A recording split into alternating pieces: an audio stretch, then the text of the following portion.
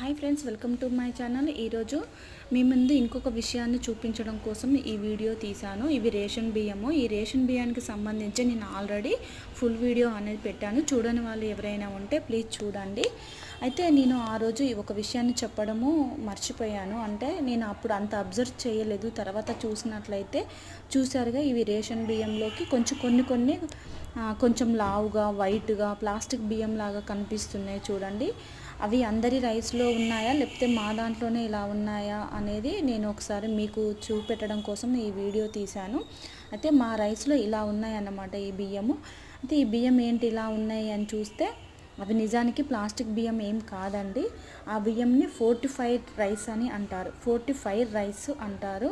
ఈ రైస్ ఏంటి అని అంటే మనకి మహిళలకు కానీ బాలింతలకు కానీ పసిపిల్లలకి ఎంతో ఇవి బలాన్ని ఇస్తాయి అన్నమాట. ఎందుకంటే ఇవి చాలా మంచిది అన్నమాట. Vitamin A, B complex, vitamin B complex, folic acid, zinc అలాంటివి మినరల్స్ కలిసి ఉంటాయి. ఇవి చాలా మంచిది. ఈ రేషన్ బియ్యంలో ఈ విధంగా కలిపి మనకు ఇచ్చారన్నమాట. ఇవి ఏంటో ప్లాస్టిక్ బియ్యం అని చెప్పేసి మీరు అందరూ టెన్షన్ పడి వండుకోకుండా ఉండడము, వీటిని ఎంతకో అంతకు 10 రూపాయల కేజీ అమ్మట అమ్మడం కానీ అలాంటివి చెయ్యకండి. ఇవి తింటే చాలా మంచిది హెల్త్కు. కాబట్టి ఈ విషయాన్ని మీ ముందుకు తీసుకురావాలని చెప్పేసి ఈ వీడియో తీయడం జరిగింది.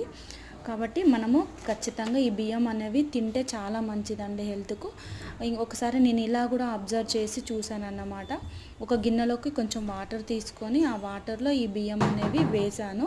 వేస్తే కొంచెం పైకి తేలుతున్నాయి అన్నమాట. తేలేసరికి కొంచెం నేను టెన్షన్ పడ్డాను. కానీ అవి నిజానికి ప్లాస్టిక్ బియ్యం ఏం కాదండి.